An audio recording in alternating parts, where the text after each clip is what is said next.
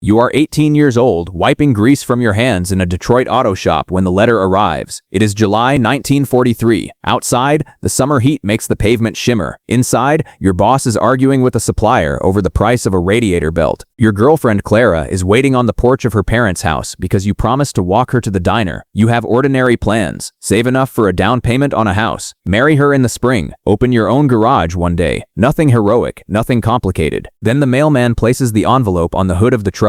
Your boss stops talking. He fought in the trenches during the First War. He knows what government paper feels like. Your mother cries when you bring it home. Clara does not. Not at first. She sits beside you on the porch step and holds your hand so tightly that your knuckles turn white. The letter says you must report for induction. Your life belongs to someone else now. On the morning you leave, Clara gives you a small brass pocket compass. She is smiling into the sun, the wind catching her hair. On the back, she has scratched 5 words. Find your way to me. You laugh, because the war is half a world away, and you do not want to admit how easily a man can get lost. You slide the compass into your breast pocket. It will stay there through training, across an ocean, and onto an island made of coral where almost everything else you carry will burn. The Marine Corps sends you to San Diego. They cut your hair, take your clothes, replace your name with a number, and teach you to obey before you have time to fear. You march until your boots fill with blood. You learn to strip a rifle in the dark. You crawl under barbed wire while instructors scream that hesitation will kill you. At night, men talk about home with the desperation of starving people describing food. That is where you meet Leo from Chicago. He played drums in a jazz club and can make every military ration sound worse by describing what he should be eating instead. Deep dish pizza, cold beer. He carries a pair of hickory drumsticks. He does not play. He just taps them on his cot when he is nervous, keeping a rhythm only he hears. There is also Corporal Vance, 26 years old, but he looks 50. He fought at Guadalcanal. He never raises his voice. He tells you that the men who brag loudest about killing usually freeze when the mortars fall. He tells you to watch the quiet ones. Then he points at Leo and says, "That one makes enough noise for 3 men, but he'll be all right." Leo grins. You believe Vance because he speaks like someone who has already survived the ending. Months later, you cross the Pacific in a troopship so crowded that men sleep on the steel deck. The air below tastes of diesel, sweat, and vomit. You are told Japanese submarines may be hunting the convoy. Every time the engines change speed, conversation stops. You imagine a torpedo tearing the hull open and the ocean rushing in before you can reach the stairs. Nothing happens. That almost makes it worse. Fear with no release has nowhere to go. Officers show you models of a coral island, Peleliu. They point to the airfield, the ridges, and the beaches. On the map, every problem has an arrow drawn through it. They say it will take 3 days to secure. Leo leans toward you and whispers, "Amazing how fast the war ends on a map." You nearly laugh. Vance does not. Before you deploy, Leo is tapping his drumsticks against the bulkhead. Vance reaches over and takes one from him. "You're giving away our position," he says. Leo asks for it back. Vance keeps it. He says he will return it when they reach the airfield. That becomes the promise. Small, stupid, important. September 1944. The heat is a physical weight. You climb down the cargo net into a tractor. Water splashes over the sides, hot as bathwater. Your pack contains ammunition, canteens, grenades, and everything the Corps thinks you need to survive. It feels heavy enough to pull you to the bottom. The tractor turns toward the beach. At first, the island is only a dark line of smoke. Then the coral becomes clearer. Burning trees, black sand. Naval shells tear through the sky with a sound like freight trains. The officer shouts that you have 1 minute. Leo is beside you. His face is pale from seasickness. Vance stands behind him, holding the hickory drumstick in one hand and his rifle in the other. Then mortar shells strike the reef. The sound is deafening. 30 seconds. You reach inside your jacket and touch the brass compass. Find your way to me. The tractor hits the coral reef. The ramp drops. The first men out are cut down instantly. Everyone moves at once. You go over the side. The water is deep. Your boots search for the reef and slip on jagged coral. Men around you are sinking, pulled down by their gear. You claw at the water, kick forward, and finally drag yourself onto the sand. The heat is 115 degrees. Leo appears a few yards away, gasping for air. Vance is nowhere in sight.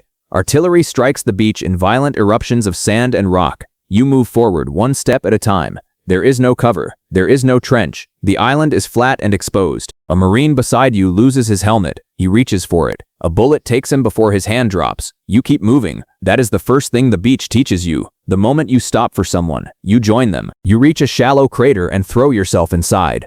Leo lands beside you, breathing frantically. There is no medic. There is no officer. The beach has taken the 3-day plan and torn it to ash. You look back and see Vance. He is crawling toward the crater. For 1 second, relief hits you so hard you forget to breathe. Then you see the blood. Shrapnel has torn through his side. He pulls himself over the edge. He still has Leo's drumstick in his hand. Leo drops beside him. Vance tries to speak, but coughs blood instead. He pushes the wood into Leo's chest. You press your hands against Vance's side. He tells you to stop wasting your energy. He looks at you with the tired patience of a man who knows the truth. He points toward the airfield. "Keep moving," he whispers. Leo refuses to leave him. Vance grabs his collar with terrifying strength. "Go."